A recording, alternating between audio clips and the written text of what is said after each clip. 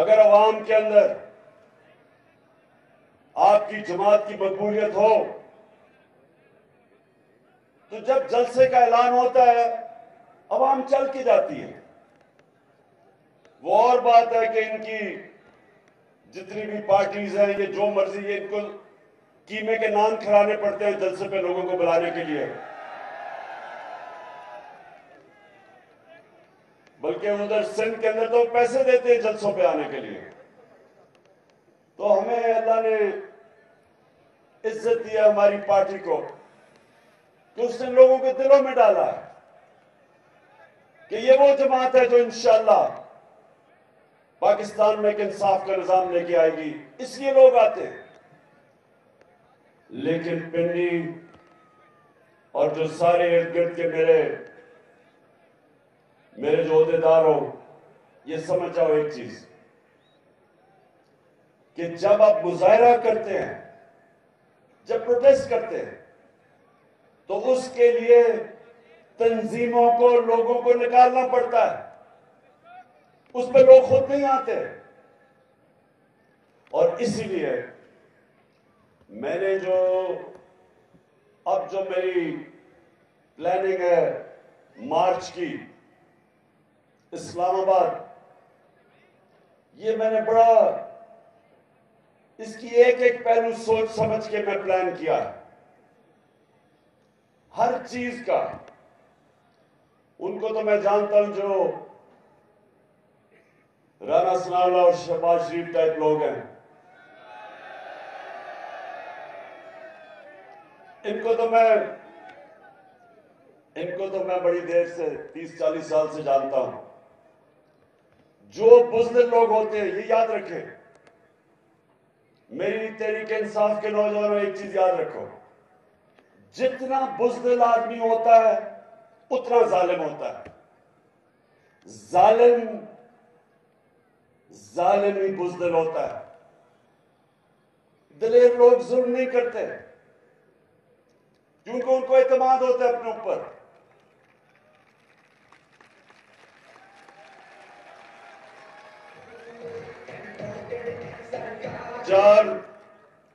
चार दफा इन्होंने मेरे खिलाफ लॉन्ग मार्चेस की। मेरे 3.5 साल में 4 दफा इन्होंने लॉन्ग मार्च की। एक दफा मरियम बीबी ने कोशिश की, वो रास्ते में की खत्म हो गई जीटी रोड पे, क्योंकि वो इसलिए खत्म होगी क्योंकि कीमे के नाम ही खत्म हो गए। दूसरी मार्च काम पे टांगने वाली बिलावल ने की, और वो डी चौक में भी पहुंच गया। कोई कंटेनर नहीं रखा उसको रोकने के लिए, किसी के ऊपर एफआईआर नहीं की। और 2 दफा मार्च की डीजल साहब ने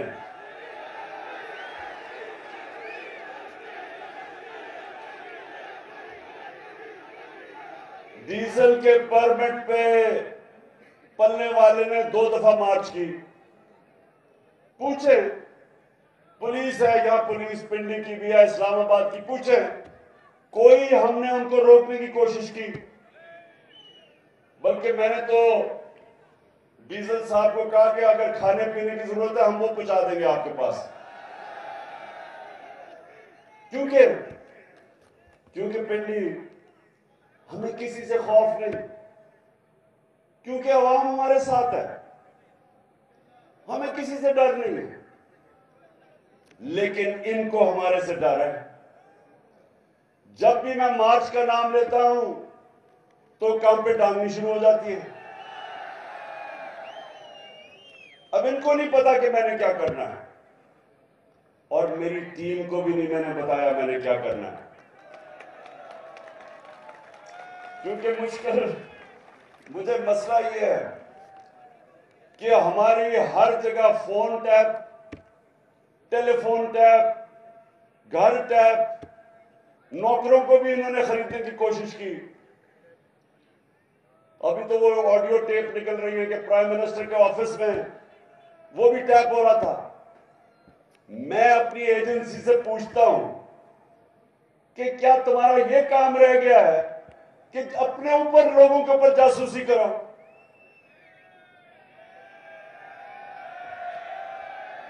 क्या आपका ये काम रह गया है कि जोड़ तोड़ करो कि किसको अब लेके आना और किसको गिराना है? क्या आपको कोई फिक्र मुल्क की है या नहीं है कि चोरों को ऊपर लाके बैठा दिया हमारे? कोई आपको फिक्र है कि जो पाकिस्तान का को तबाही की तरफ लेके जा रही है सारे डाकू मिलके? क्या ये काम रह गया कि जी टेलीफोन टैप करके पता चलाओ जरा इमरान खान क्या कह रहा है या आजम खान से क्या बात कर रहा है जब वो प्राइम मिनिस्टर था? घर के फोन टैप कर रहे हैं, लोगों को डरा धमका रहे हैं, कभी इनको पकड़ लेते हैं सोशल मीडिया को लोगों की, तुमने ये क्या कह दिया? लोगों को टेलीफोन कर करके धमकियां देते हैं, मीडिया के ऊपर पूरा क्रैकडाउन किया हुआ है। मैं वो ह्यूमन राइट्स वाले लोगों से पूछता हूं कि किधर छुप गए हो आप? नजर नहीं आ रहा कि पाकिस्तान में आजादी राय का गला गूंदा जा रहा है? हमारे जमाने में तो शोर मच जाता था जी ओहो इमरान खान क्या कर रहा है। एक टीवी चैनल बताओ जो हमने बंद करने की कोशिश की? बताओ किसको हमने धमकी दी? यहां वो अरशद शरीफ मुल्क छोड़ के बाहर भागा हुआ अपनी जान बचा के, उधर साबिर शाकिर वो मुल्क से बाहर बैठा हुआ है, और वो लोग जो मुहिब वतन समझे जाते हैं, बड़े बड़े अच्छे नाम, ओ इमरान रियाज को पकड़ के जेल में डाल दिया सिर्फ इसलिए कि जनाब आप इमरान खान की हिमायत कर रहे हैं। ये भी कभी हुआ पाकिस्तान में? और सिर्फ ये कोशिश कर रहे हैं कि किसी तरह हम इन चोरों को मान जाएं जो 30 साल से मुल्क को लूट रहे हैं। ये चाह रहे हैं कि हमें डरा धमका के किसी तरह इनको कबूल करवा लें। ये सुन लो, ये जो भी ये कोशिश कर रहे हो, ये चोरों डाकू और इनके हैंडलर, सुन लो, ये कौम नहीं तुम्हारी बात सुनने लगी। जो इनके साथ लगेगा, जो भी कुछ कहेगा कोई तो मान लेंगे हम कोई गुलाम तो नहीं, हम कोई गुलाम तो नहीं। मैं ये फिर से हैंडलर्स को बता रहा हूं कि जितनी मर्जी आप कोशिश कर लें, आप अपने आप को बदनाम करेंगे। कौम नहीं जाने लगी इन डाकुओं के साथ। कौम इनका मुकाबला करेगी, और इंशाल्लाह ये जो कप्तान का प्लान बना हुआ है मार्च का, ये मार्च, ये जो मर्जी प्लानिंग कर ले, प्लानिंग जो मैं कर रहा हूं इंशाल्लाह, पिंडी अभी मैं तो आपके ऊपर भी आता हूं, इंशाल्लाह जो हम प्लानिंग कर रहे हैं, हमें पता है इन्होंने क्या करना है, इनको नहीं पता हमने क्या करना है।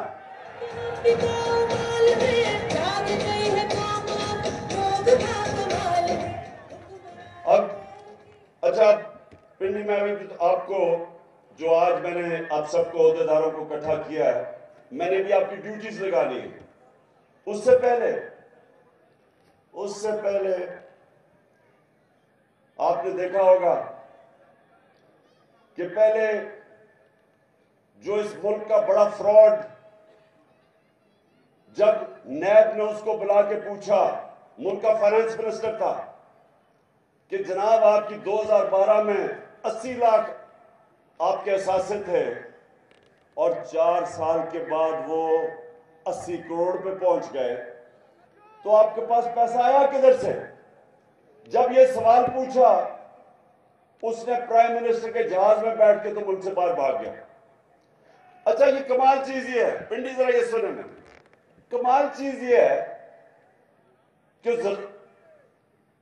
दार यहां से भागता है तो वो लंदन, उसके बेटे वो लंदन, नवाज शरीफ भागता है वो लंदन, उसके बेटे वो लंदन, शहबाज शरीफ उसके दोनों बेटे लंदन।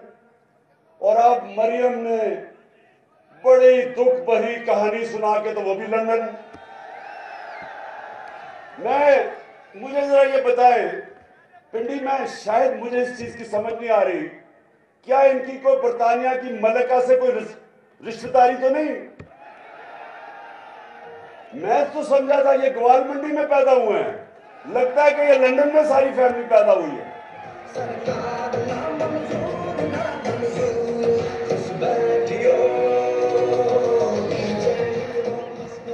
और मजेदार बात यह है कि वो जनाब लंदन में बैठ के अभी बाप बेटी ने प्रेस कॉन्फ्रेंस की है कि जी हमारे से बहुत बड़ा जुल्म हो गया, हमें जनाब हमारे पे जो नाजायज केसेस हो गए, हमारे से जी इंतकामी कार्रवाई ली गई। तो मैं इनसे सवाल पूछता हूं कि इसका मतलब आप समझते हैं कि हमारी अदलिया ने गलत फैसला किया था? और मैं दूसरा सवाल पूछता हूं कि वो कौन सी पावर थी, हम तो इख्तियार में भी नहीं थे तब, केसेस तो आपके हुए जब नून लीग पावर में थी, तो किसने आपसे जुल्म किया है? क्या ये आप पाकिस्तान की अदलिया के ऊपर इशारा कर रहे हैं या पाकिस्तानी एस्टेब्लिशमेंट पे कर रहे हैं? हम तो पावर में नहीं थे, तो दोनों बाप बेटी बैठ के रोना धोना कर रहे हैं। एक सवाल का जवाब दे दें आप दोनों कि ये जो अरबों रुपए के 4 महलात हैं लंदन के अंदर, एक सवाल का ये कौम जवाब मांग रही है 6 साल से, को पैसा किधर से आया ये खरीदने के लिए?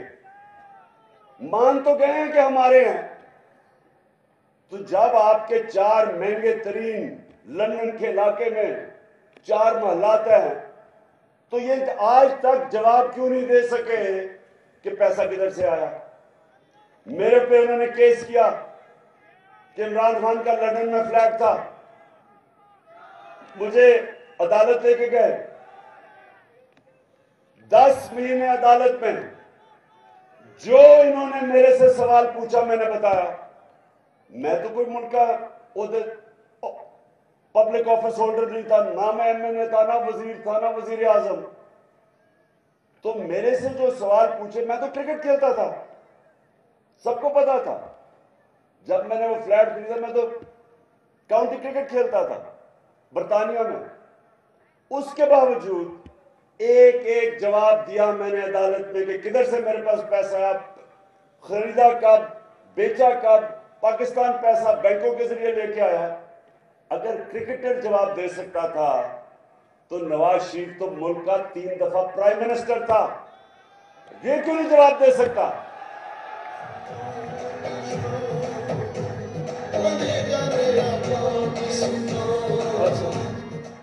अच्छा, तो आप वहां बैठ के ओहो बड़ा जुल्म हो गया तुम्हारे से, और कह रही है कि मैं बेकसूर, क्योंकि अदालत में मैं बरी होगी, मैं बेकसूर हूं। बीबी, वो तो अभी जरदारी भी बरी होने वाला है, कानून तो आपने बनाए हैं, इसमें तो किसी ने पकड़ा ही नहीं जाना। इसका मतलब आसिफ जरदारी, जिसको 2 दफा इन्होंने जेल में डाला था नवाज शरीफ ने, तब तो बड़ा करप्ट आदमी था, तो अब वो बरी होगा तो वो बेकसूर हो जाएगा, इसका मतलब गलत जेल में डाला था। बरी होना पाकिस्तान में, सुन लो पिंडी, और इसलिए मैं आपको मार्च की तैयारी क्यों करवा रहा हूं।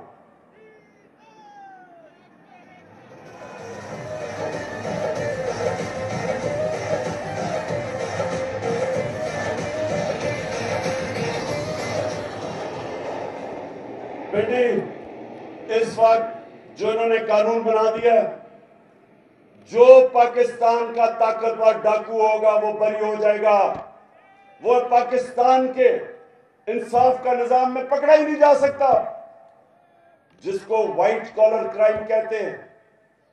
इन्होंने नैब के अंदर वो तब्दीलियां कर दी हैं कि आज मैं ताकतवर हूं, मैं पैसा चोरी करूं पाकिस्तान से, हुंडी वाले से बाहर भिजवा दूं, कोई मुझे नहीं पकड़ सकता। इन्होंने कानून ही ऐसे बना दिए हैं। और कभी किसी मुल्क में नहीं हुआ कि असेंबली में बैठ के कानून बनाए जो उनको ही बचा रहे हैं। हर कानून बचाया कि इसके जो अमेंडमेंट किया नैब में, उसमें किसी में जरदारी बच रहा है, किसी में नवाज शरीफ, किसी में शाहिद खाकान अब्बासी, किसी में जो बाकी इनके सारे हैं। और कौन फंसेगा? सिर्फ बेचारे गरीब लोग पाकिस्तान में जेलों में जाएंगे। अब ये इन्होंने किया। और ये जो निजाम है, समझ जाओ कि अगर ये चल गया, इस मुल्क का कोई मुस्तकबिल नहीं है, आपके बच्चों का कोई मुस्तकबिल नहीं है इस निजाम में। क्योंकि मेरे नबी सल्लल्लाहु अलैहि वसल्लम ने बहुत पहले 1500 साल पहले कह दिया था कि जो कौमें छोटे चोरों को जेल में डालती हैं और बड़े डाकुओं को नहीं पकड़ती, वो तबाह हो जाती हैं।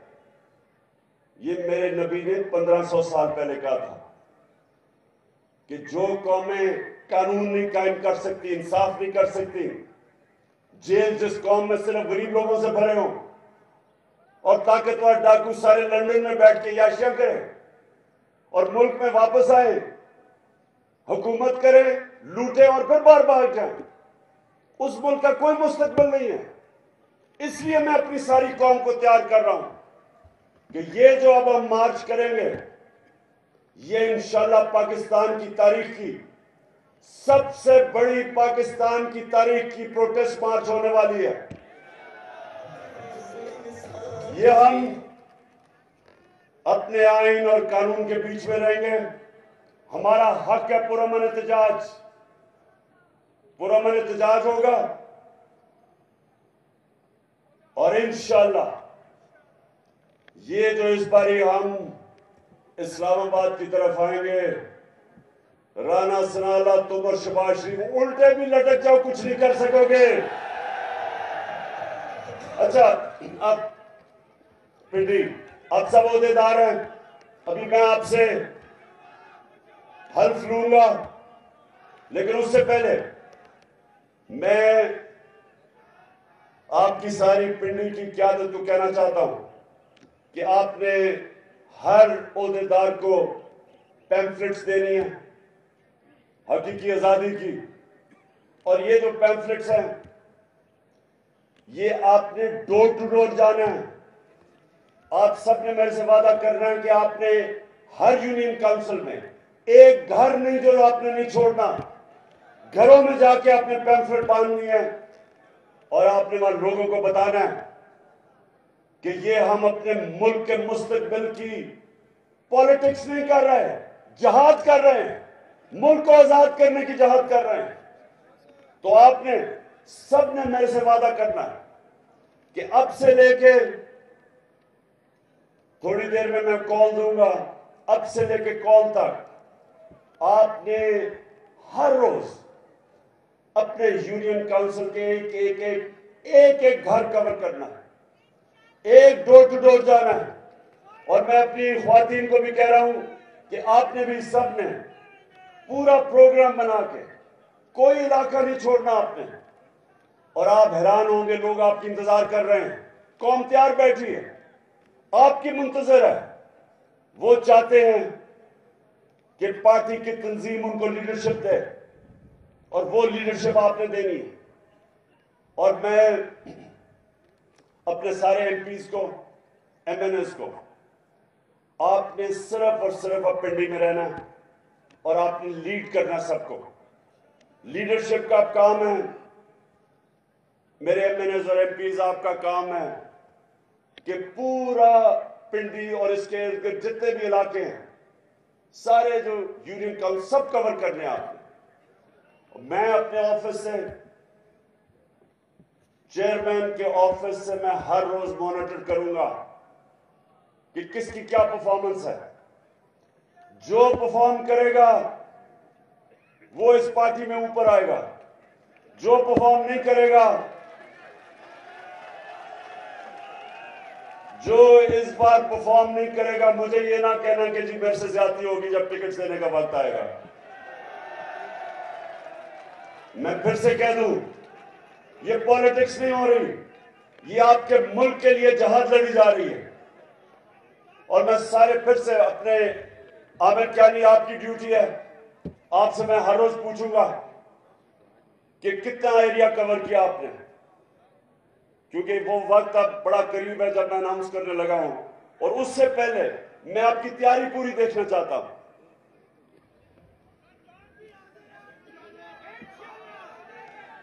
अभी तक मुझे इंशाल्लाह आपकी जानों की जरूरत नहीं पड़ेगी, आपकी मेहनत की जरूरत पड़ेगी।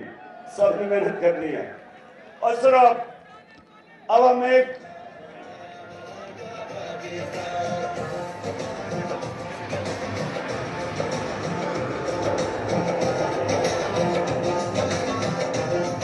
लिख लिए, शिफली भाई करेंगे हल पहले।